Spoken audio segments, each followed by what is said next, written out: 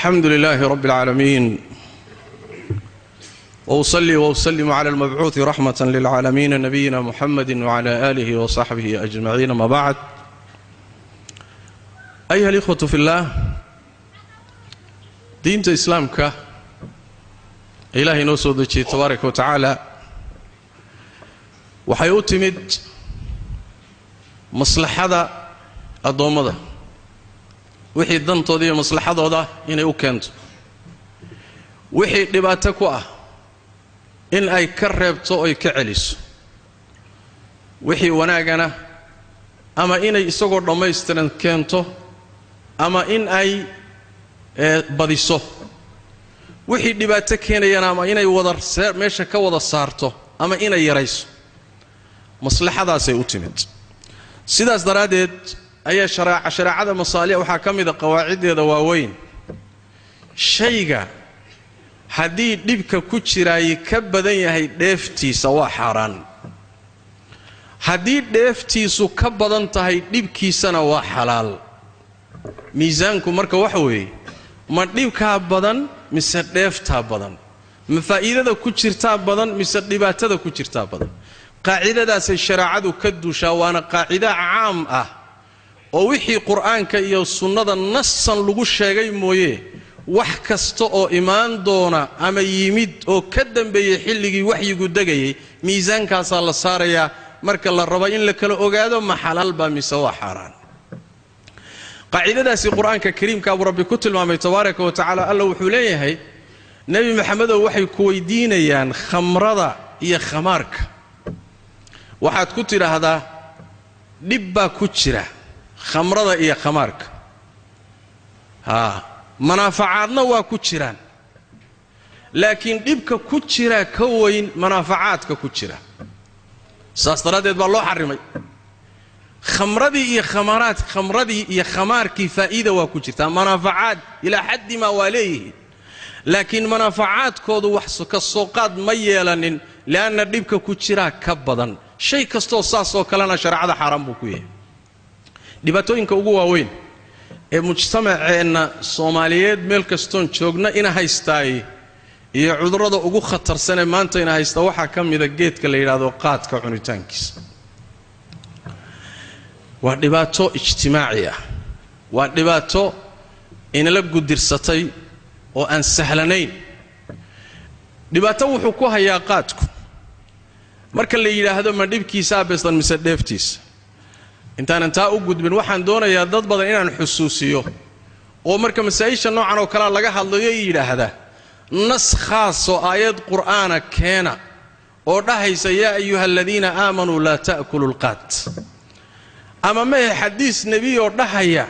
iyaakum walqaata keena. dadkaasi waa dadaan aqoon u lahayn shareecadii nebi moxamed sal alla alay wasalam iyo qawaaciddeedii iyo see wax loo xarimaa iyo muxuu ahaayey cilalka iyo xikamka wax lagu xarimo ruuxan ka warhaynin waa. sidaas daraaddeed qawaacidda shareecadu waa caam oo shay kasta oo ama nusuustu ha sheegto ama ha ka dambeeye qaacide iyo miisaan baa jira la saaro, miisaankuna waa kaa isaga awey. haddaba markaynu idhaahdo qaadka ma dhibkiisaa badan mise dheeftiisa, wuxuusan shaki ku jirin inuu dhibkiisu ka badan yahay dheeftiisa. li'anna markii la soo gaabiyo shan qodob oo la yidhaahdo qodobada waaweyn ee daruuraadka ah, nolosha aadamuhuna aynan ka maarmin, diimihii ilaahay soo dejiyey dhammaanteedna isku waafaqeen in la ilaaliyo, shantiiba qaadku waa qaadayaa, shantiiba qaadku waa dhibayaa. waxaa ugu horreeya diintii buu dhibayaa, oo qaadka cuniddiisu dadka qaadka cunaayay waajibaadkii shareecadaa dhaafaya. asagoo mafrashka fadhiya masaajidka laga aadaamaya salaatu xayi cala asalaa xayi cala alfalaax baa la leeyahay, ma kici karo. hadduu tukado salaad khariban oo ninka tukanayana maskaxdiisu ayna joogin oo muxuu ahaayey waswaas iyo sahwi miidhan oo salaad jawaanu meelaha qabka siin, waa mar dambe oo wakhtigii dhintay. laakiin meeshii looga dhawaaqayo masaajidii jamaacaadka inuu ku tukado uma badna. وبالتالي waxaa u dheer fadhiga qaadka lagu cunayaa in muharramaad laga waayo, muharramaad kale oo isaga ahayn oo dheeraad ah dee haddaan laguba koosaarinba oo aan laguba yacni suugahaasi aan lagu macaanayninba maba dhadhamayaba waa in heesa la geliyo waa in muusig lagu koonsaaro waa inay gabdho qaaqaawanay muxuu ahay ka adeegaan yacni wax weeye haddaan intaaba lagu darinba marqaankiisu maba baxayaba sidaas daraaddeed munkaraadka kale uu wato ee majaalistu ay wadataaba ka badan cunitaankiisa wabitaali diin ahaan xaqiiqo waxay tahay dadka qaadka cunaayay diin ahaan dacfi fara badan baa ku jira taacaadkii iyo cibaadaadkii iyo cilmiga barashadiisa waajibaadka gudashadooda xaaraanta ka fogaanteeda dacfi fara badan baa diintooda galaya wabitaali qaadku diintii buu dhaawacaya qodobka labaad ee uu qaadku dhaawacayo waa caafimaadkii dadka oo waxay sugayaan geedka marka la baadhay oo maraakiista wax lagu baadhay iyo shaybaadhada adduunka la geeyey cudurro fara badan oo waxaa ka dhasha marka dambe keena bini'aadanku inuu dhinto ama naftiisu khatar gasho cudurrada ay sheegeen waxaa ka mida waa qaar ka mida dhammaantood ma aha waxyaalahu keena waxaa ka mid ay leeyihiin ruuxa deganaanshaha ka tegaya oo wuxuu noqonayaa ruux mar walba yacni dareemayaashiisu kacsan yihiin oo qalaq iyo idiraab fara badan buu noloshiisa gelinaya waxaa ka mid ah daal fara badan iyo hurdo yari waxaa ka mid ah dhiig yari waxaa ka mid ah maskaxda oo gororta waxaa ka mid ah ilkaha oo burbura waxaa ka mid ah cudurka baasuurka la yidhahdo ama baabasiirta oo ku kacda waxaa ka mid ah calooshoo fasaadiya xiidmahoo waxgaadhaan waxaa ka mid ah ruuxa cuntada doonitaankii iyo shahiyadii cuntada oo ku yaraata oo cuntadii uu cuni waayo wabitaali weyd buu noqonayaayo isagii dhanba muxuu waa caatoobaya waxaa ka mid ah cudurraday sheegayaan kelyahana wax buu yeelaa waxaa ka mid ah jidhka dhismihiisii guud buu daciifinayaa waa waxyaalaha ay sheegeen abxaafta dibbiga ah geedkan markii loo kuurgaloo la baadhay intaasoo cudur baa ka dhalanaya oo bini aadanka keenaya markaad dambe xataa geeridiisa keenaya allana qur-aan kariimka muxuu ku yidhi war naftiinna ha dilina buu alla yidhi naftiinnana halaag ha ku ridina naftaada intaad bastoolad qaadato inaad ku dhufato oo si toosa u disho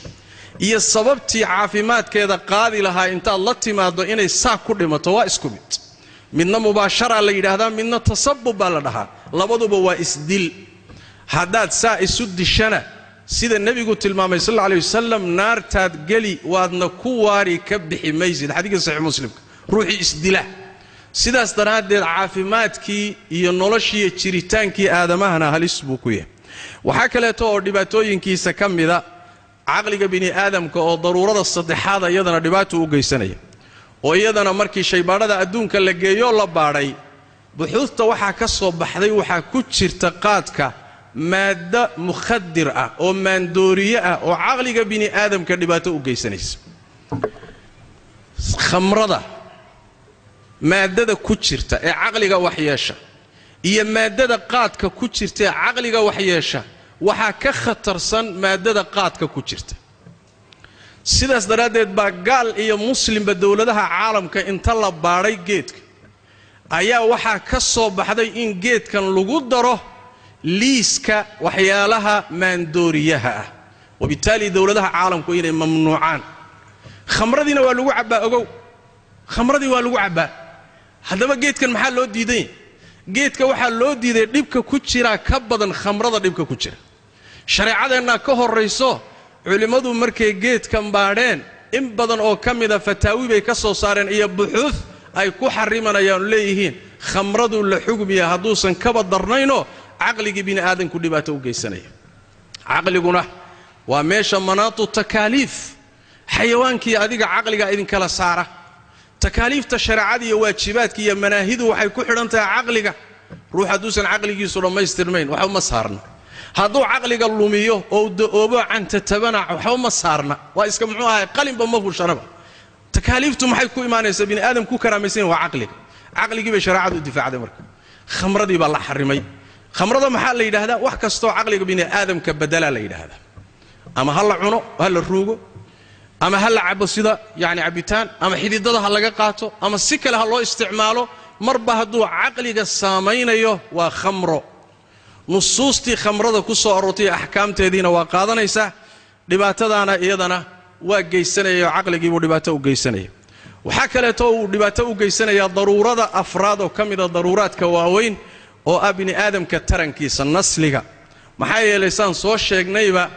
wuxuu dhibaato u geysanayaa geedkan maadooyinka ku jira qaar ka mid ah manida bini aadamka laga abuuro iyo xayawaanaadka manida ku jira bini aadamka laga abuuro ayuu dhibaato u geysanaya sida daraadeed waxaa kale uu keenayaa doonitaankii iyo damacii ragga ku jiray ee ay dumarka iyo gogosha u qabeenna waa daciifinaya wabitaali ninkii qaadka aad u cunayay reerkiisii waa dayacay oo islaantii gogoshii waa ku qatanta oo way xishoonaysaa mooyee maxkamaday waa hore imaan lahayd يعني waa xuquuq lunsan laana shahiyadii iyo doonitaankii iyo damicii buu luminaya waxaa kaleeto uu keenayaa dhibdhinac kale marka laga fiiriyo sidoo kaleeto saan soo tilmaannayba wuxuu keenayaa caruurtii iyo gurigii waajibaadkii iyo xuquuqdii ninka ka saarnayd buu luminaya laana wax weeyaan waxoogaa yar buu soo helaya waxoogaagii yaraa ma asagaa qaad ku cuni mise caruurtuu biil uga dhigi naftan qaad ka baratay ilmaha waxsii ma taqaano markuu soo dhaco baabuurkii ama diyaaradii qaadka waday iyaduu ku hormarayaa ilmihiisii oo qatan oo waxba haysanin bal waxa la ii sheegay ninbaa hadda ka hor ragga qaadka cuni jiray ka mid ah ilmihiisii oo laba habeen aan dab loo shidin ayuu u yimid islaantii weydiiyo wuxuu yidhi ilmaha maxaa ku dhacay ta ilmaha waxbayna haysanin oo waxba maada u keenin markii buu orday oo suuqa galay oo xoogaa 200 buu lacag yaro 200 oo bir ah buu shaxaad ku soo helay 200 buu gabadhii u keeno markaasuu yidhi nabal dabka ugu shid ilmaha gabadhii markay xoogaagii qaaday meel bay saaratay dabka shidiidiisa u dhaqaaqday lacagtii oo meeshii saaran isaguna meesha taagan yahay gabadhiina dabka ku maqantay baabuurkii qaadka waday baa soo guuxay 200 ee meesha saarnayd buu intuu xaday oo jeebka gashaday buu la dhaqaaqay gabadhii wareertay war 200 yaa xaday marma dabayl baa qaadatay rafaaday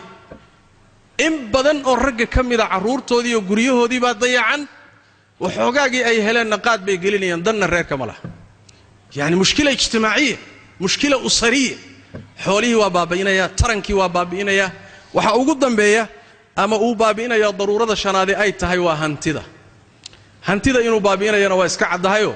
xoolihii aynu ku dhididnay oo aynu xamaalnay oo aynu ku rafaadnay oo silica inugu soo galay ba intaan qaadno oo nusunta ku iibino ayaan haddana lafaheenna ku gubaynaa oon diinteenna ku gubaynaa oon caqligeenna ku gubaynaa oon guryaheenna ku gubaynaa sidaas daraadeed xoolihiina waa gubaya oo maanta silica ina haysta haddaad aragtaan haddaad xisaab yar la sameeyo maalin kasta magaaladan keliya inta qaad imaanaya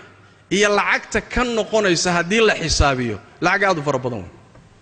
bil markii lagu dhufto waa lacag aan la xisaabin karin sanad markii lagu dhufto magaalada Hargeysa oo dhan bay bedeli lahayd lacagtaasi sanad markii lagu dhufto Hargeysa oo dhan wax nuuraya ka dhigi lahayd laakiin aaway qolihii beeran jiray baa tuulooyinkooda ku dhistay bal soo arka meelaha qaadka lagu beero iyo beeruhu meeshay ka baxaan tuulo yar oo tuulo ah baa waxaa ka dhisan 4 dabaq 5 dabaq baa ka dhisan war lacagtan xagee ka timi ilkihii Soomaalidii lacagtoodii baa laga dhisaa ilkihoodii lacagtoodii baa laga dhisay annagii marka waa khasaarsannahay hantitanadii dad kala guranaya dal baa lagu dhisanaya waxbarasho lagu samaysanaya caafimaad baa lagu samaysanaya hormar baa lagu samaysanaya annagiina waa gubanayna xoolaha naga halkaas ay maraya ayu aqlin hada yani wax macquul ama hantida nabiga salawaatu rabbi wa salaam alayhi siduu tilmaamay alla waa nacab yahay oo waa idin karaahaysan inaad hantida dayacdaan hantidu waa laf dhabarta nolosha xooluhu waa laf dhabarta nolosha sidaas daraadeed baa la xarimay in lagu ciyaaro meel khalada in la galiyo maalinta qiyaamada markaad rabbiga hor tagto waxa lagu weydiin doona waxa kamida xoolahaagi xaggay ka soo galeen xaggeesa ku bixisay min ayna iktasaba wa fima anfaqa allana wuxuu ku tilmaamay kuwa xoolaha ku ciyaara oo meel khalada ku bixiya inay shayaadiinto kale yihiin buu alla sheegay tabaaraka wa taala wa shayaadiinoo kale way innal mubadhirina kanu ikhwana shayaadiin sidaas daraadeed xoolaheennii inaan ku ciyaarno oon ka qatanaano oo ummadeennu gaajo u baaba'do oo magaalooyinkeennu silac ay joogaan oo dalkii hormari waayo maalin walbana malaayiin lacag la inaga qaatay wax aqli la wuxuu ku fikira ma aha halkaana dhibaatada dhaqaale ina haysatay qayb ka tahay waqtigii baa qayb ka oo sidoo kale hadaad xisaabiso waqtiga inaga baxaya wal waxaad ka soo qaadaa magaaladan ama dalkan oo dhanba ka soo qaad in ay qaadka ka cunaan 100 ruux 100 kun ka soo qaad 100 kun kiiba maalintii inuu u fadhiisto 3 saac maalinkii waxa meesha ku baxay 300 oo kun oo saacadood markaad sanad u badasho 25 kun oo sanadood baa maalinkii khasaaray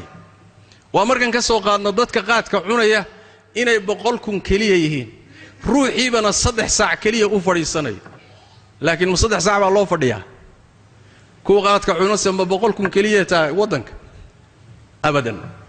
halka waxa ka soo baxaya 25 kun oo sano 50 kun oo sano wax inta lacag baynu qabsan lahayn haddii waqtiga inta la eg la gelin lahaa wax ummadda wax u taray maxaa ka soo bixi lahaa idinlata sidaas daraadeed waa khasaarsanna shaki male geedkaasi waa geed khabiitha culimadu kutubay ka qoreen fataawi far badan baa laga soo saaray culimadu yaani wax iyagoo dhaqaatiirta kaashanaya baadhis baa lagu sameeyay kullu dalika waxaan idin sheegaya wax jeebka ma aha laakiin waa buxuuth qoran iyo kutub qoran waxaan ka soo guurinay weey waxaan ku gabagabeynaya insha Allah ta'ala sanadkii 1402 hijriga taqriiban waxay u dhigantaa 1982 weey miilaadiga ayaa magaalada Madiina magaaladii nabigeena sallallahu alayhi wasallam yaa lagu qabtay shir weyn mu'tamar weyn mu'tamarka martiqaadkiisa waxa iska lahayd al-jaami'a al-islaamiyya martiqaade mu'tamarka waxa lagu magacaabay mu'tamarka la dagaalanka maandooriyaha iyo waxyaalaha dadka sarqaamiya mu'tamarkii isaga ahaa waxyaalii la keenay waxa kamida qaadka yaa fadhiya mu'tamarka culimo caalam al-islaami oo dhan laga keenay baa fadhiya dhaqaatiir aad u fara badan oo caalam al-islaami laga keenay baa fadhida geedkii oo la soo baaro wuxuu ka kooban yahay oo dhan inta la geliyay laabka ama la geliyay shaybaarka ayaad nataa'ijtiisii hortaala culimadii baa leeyay marka saara xukunkii sharciga mu'tamarkii waxa ka soo baxay dardaarankaasi wuxuu leeyahay intii meesha isugu timid waxay isku waafaqday geedkaasi inuu yahay maandooriye sida khamrado kala